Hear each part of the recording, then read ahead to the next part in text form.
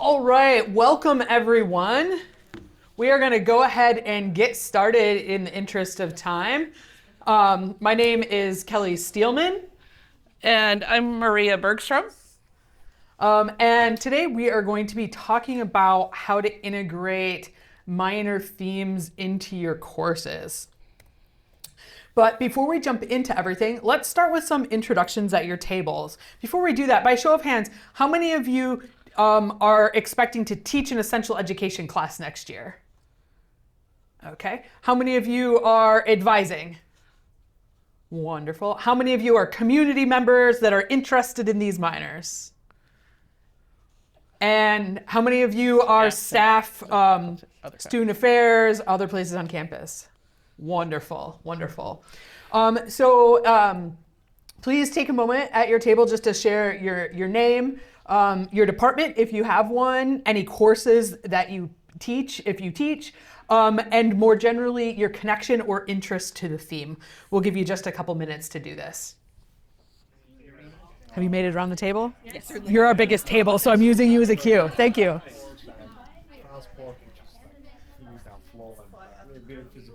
All right, we'll give you 10 seconds to wrap up your introductions.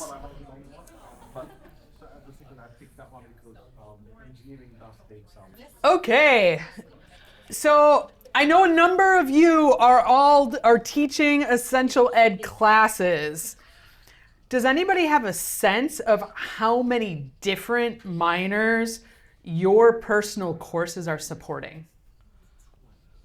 20. 30. Don't worry, there's not 30 minors. There's not 30 minors. I'd like to know how they know that because I've been trying to figure out how to That is a great question. So, I will do a shout out to Alex Guth who has been helping us answer this question.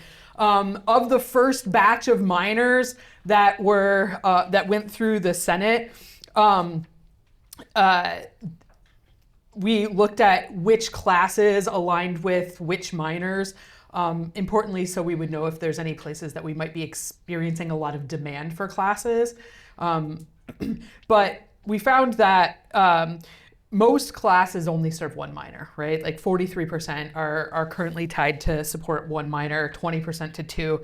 There are, though, 8% of the classes that are serving any minor are actually serving 5+ minors, right? And so this is, an important question. Some of the ones that are 5 or more, if you teach any of these classes, you can see. But you also have a packet on your table stapled together that actually has a list of all of the classes right now that we know are supporting minors. And so if you are interested in looking for your own courses on there, this is a sneak peek of that. And we will work on, as we add in the rest of the minors, making this available so people kind of understand how their courses fit into the curriculum. So part of the goal today is to get you to not panic about the fact that your courses might be serving lots of minors, right?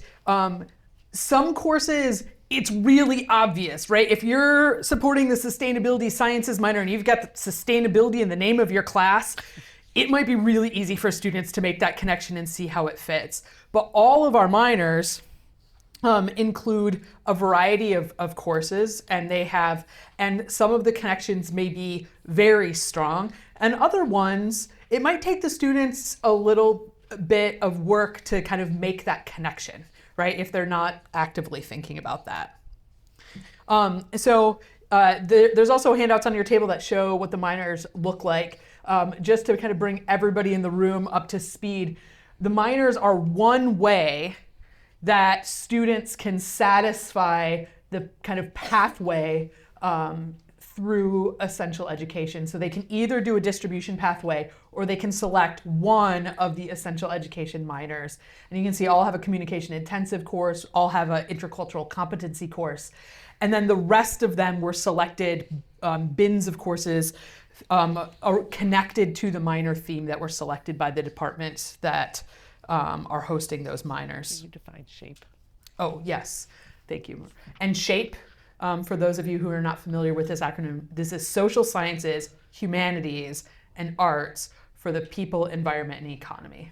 All right, so this is the new version of HAS, which was humanities, arts, and social sciences, that we went to because it is a kind of more inclusive of all of the units and disciplines that contribute to our Essential Ed program. So these are our first batch of Essential Ed minors. We're not going to focus on all of these today, but a wide range of them. Here are the ones that are planned to be developed next, or some of them might actually already be kind of working towards development. So lots of minors coming down the pipeline. We don't expect to get to 30, so but we will likely have about 16-ish. So the question is, how might we actually help our students make the connection between our classes and the minor themes? So our goal today is to do an ideation session together to identify hopefully some simple ways that we can make the connections between our classes and these themes more visible to students. And we say simple because there is no expectation that anybody has to redesign their course to kind of fit these different minors, right? So there's not an expectation that we're retooling everything because of these minors. But the goal is to make small changes to help make the connections more visible. And then also to think about brainstorming, support, and resources to help instructors make the connections without having to become experts in lots of different areas, right? So if you're a person that doesn't really know anything about entrepreneurship and one of your courses ended up in that list because it's viewed that the topic of your course is really relevant to entrepreneurship, how do we help support you if you suddenly have a bunch of students interested in entrepreneurship in your class? All right, so on your tables, you all have an info sheet that kind of describes the rationale for the minor, for the table you're sitting at, and the learning objectives. So we'll maybe identify an individual at your table to kind of share out those kind of key points. So everybody starts off with a good idea of what the goal of the minor theme is. I've got some more copies. You guys are Nope. This one right here. leadership. Too many options. Yes, it's a rationale. So there you go. So you guys are leadership. Yep. So just make sure Here's that an extra one. You want kind another of one? review the rationale on those. Yep.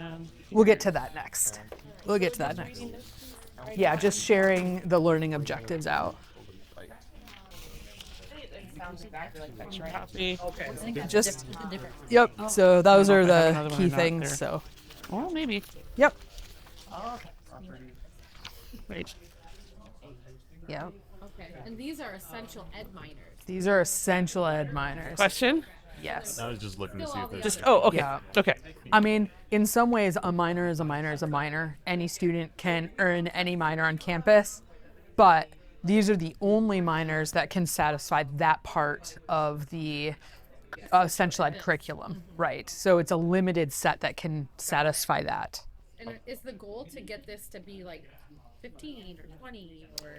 Yeah, we had some working groups that identified a range of themes that were viewed to kind of be interdisciplinary, cover a broad range of themes where there would be things attractive for different students in different majors, different backgrounds, different interests.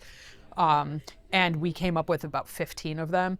And so we put together groups to start designing them this year, and then we're going to continue to roll them out. So yeah, that's the first side. There's some in addition to that. So there's also human-centered design. There's another one that's like global cultures that is languages. Courses that they have to take within that, for AI ethics, they have to take. They don't have to take it. It just it's a choice. It's a choice. the leader. Yep. Like, you like this stuff? Think about that leadership minor as a way to take this another step further. And Confused as to why collaboration isn't on this list as an essential. I would think that going to so, want to be if yes, I think part of it is just a factor if they couldn't choose everything, right? I mean, leadership is really all of the essential build, right? Like, right, you know, and so for practical purposes, you can't have all 12. It would be impossible, right? So my guess is that that's part of it. And as a general rule for like academic programs and especially minors, you know, you have to distill it down to a couple, you know, like every course has its own set of, you know, 5 things, but most of the courses are only going to focus on 1 or 2 of those abilities. So,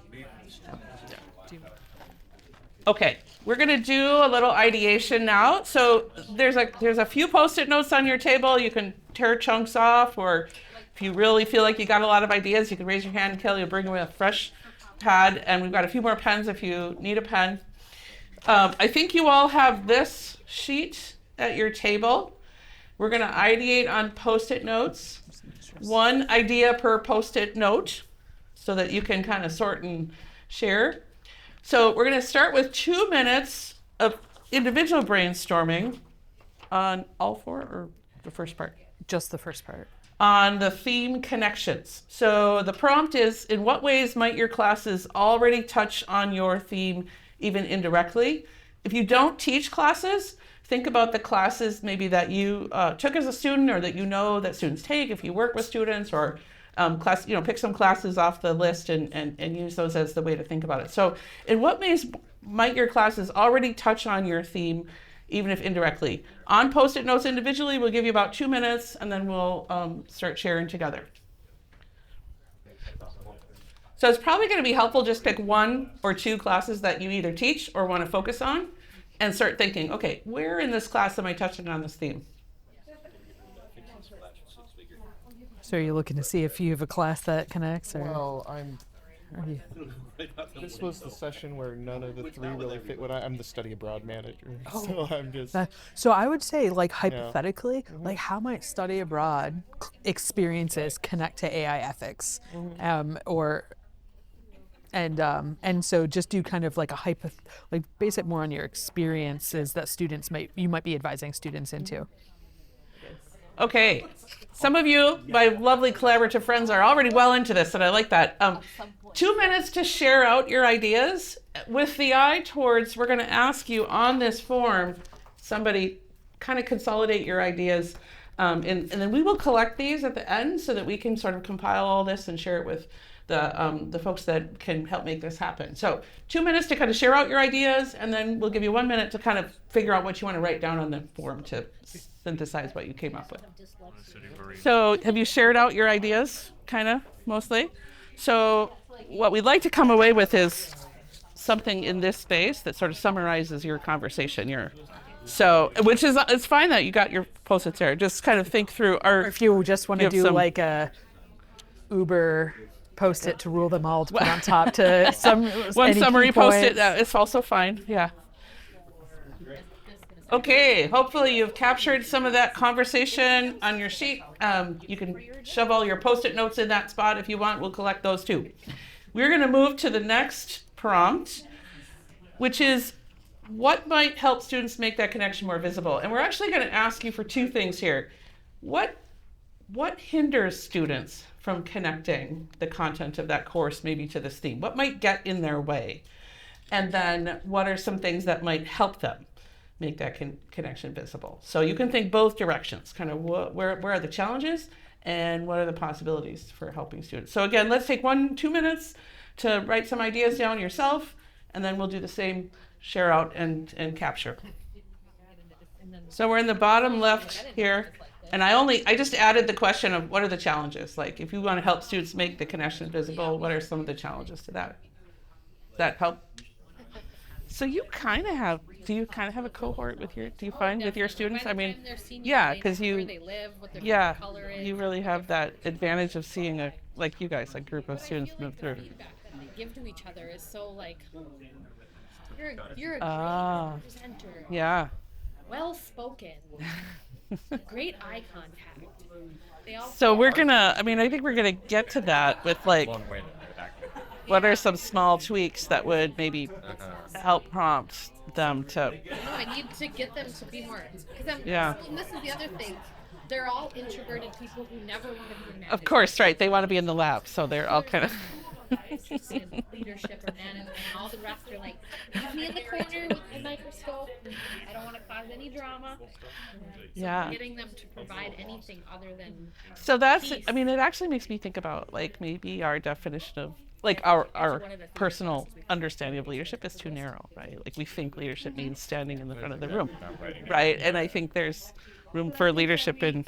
Yeah, up to that point, Maria, I think we don't take the time to define what leadership Right, is. exactly. We assume they know what we're talking about, and they, yes. Space, and we think that there's an understanding of what I leadership need is. all my students to get Yeah. leadership minor. Right. But I need advisors get them Right. out of the box a little. Right, yeah. making them run away from me. Are you timing, Kelly? I feel like we're. So you know the drill. You're probably already there. Share your ideas. Consolidate some ideas to put on the sheet. Take another minute or two. Things that we learned about yesterday. They are going to have some modules in the seminars to introduce students to the minors Okay, I'm going too. to take a quick pause and ask something that I forgot to ask earlier. Would someone please write the For the name of your minor seminars? theme on your They're sheet all so being that when we created. get your feedback, we know So, what we're looking at. Awesome. Because that So kind of like seems like a you can continue these conversations, but our next prompt is, what are some small tweaks that might make space in your class for students to engage with the theme?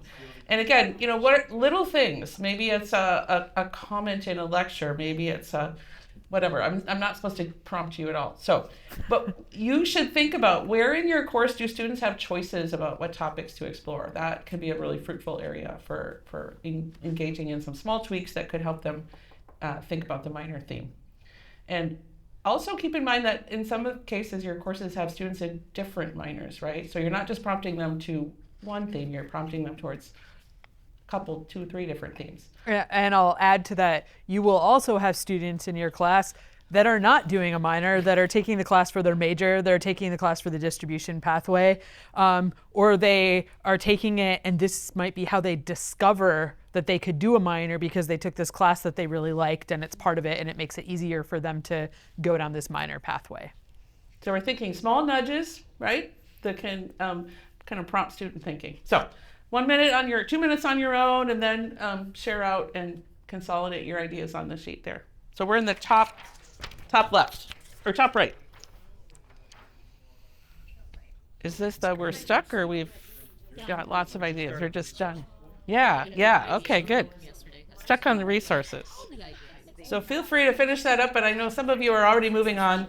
Our last question is, what resources or support would make it easier to integrate this theme more intentionally? So if you are a faculty member or put yourself in the mindset of a faculty member, what kind of help do you want, right? What would make this easier for you? And what kind of help would you like? I also heard some great comments walking around from advisors and other staff about their role in helping students make those connections. And so again, if there's resources that you need in a non-instructor role to help students make these connections, think about this as like a wish list, that if we can, ask for resources to build stuff, acquire stuff, have people curate resources for you, what is on that list? What is on that list? Including if there are tools that you think would be helpful for students. Yep. So.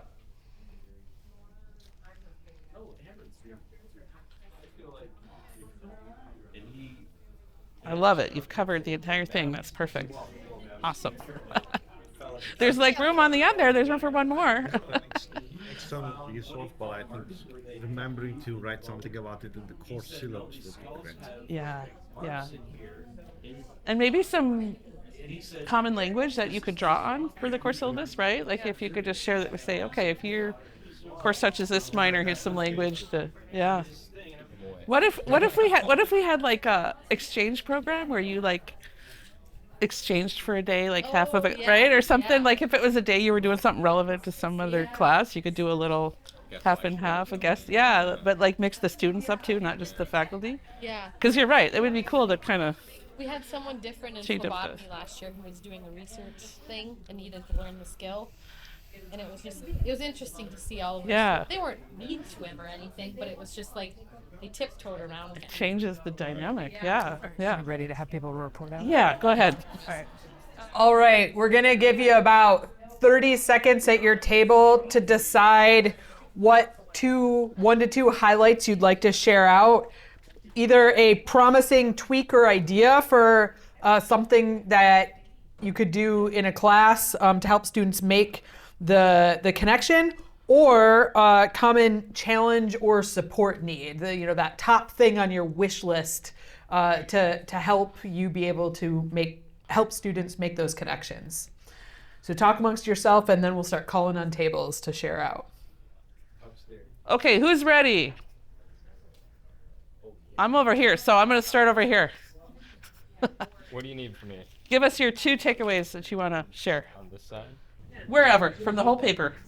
Awesome. So we did the leadership minor here, and some things that we discussed as a group here was the fact that there's diverse ways to communicate, and there's not just one typical leadership style to go about things. So some of the discussions from around the room was direct and interactive feedback to their teammates, and different pathways for leadership style and the ways that you learn. So the way you can connect with classes and demonstrate to them that I might be in this pigeonhole if this is how I deal with conflict, and then recognizing the strengths and weaknesses of everybody else.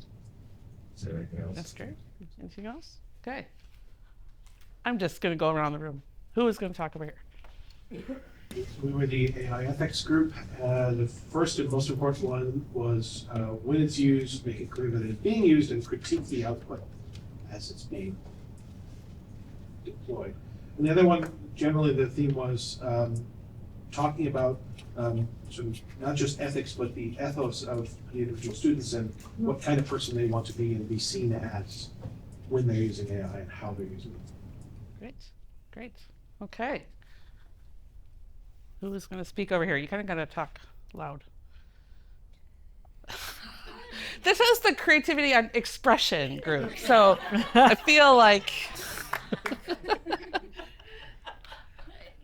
I'm going to throw it out there. Somebody have, okay. Small changes. Anything you want to share from your small changes is great. Good grief. All right, Susie spoke up, so I'm going to give it to her. I like the idea that we were just suggesting that to get the majors known, or the minors known, more well known out there, is to maybe have like, Chloe said there's a roommate matching thing, have a minor matching idea so that students could, But I think in general, we go really well with this the nature of our classes.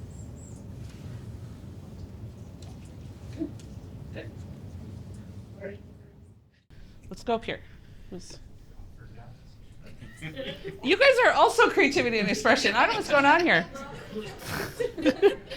Busy being.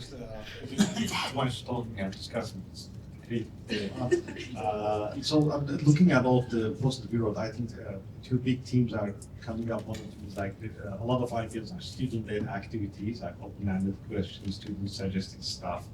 And the other one is storytelling, but mostly making connections to real life between the course material and what the student actually do. Great. Great. Okay, and also leadership, I think. Yeah. Ken's got this. Okay. Yes. We do in engineering fundamentals, we deal with first year engineering.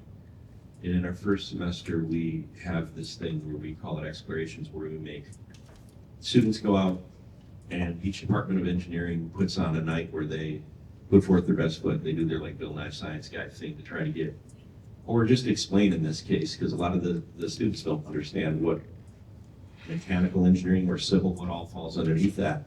So they go to the civil engineering exploration. They get points for it. They get to choose 4. I think what you make 4 or 2. But mandatory.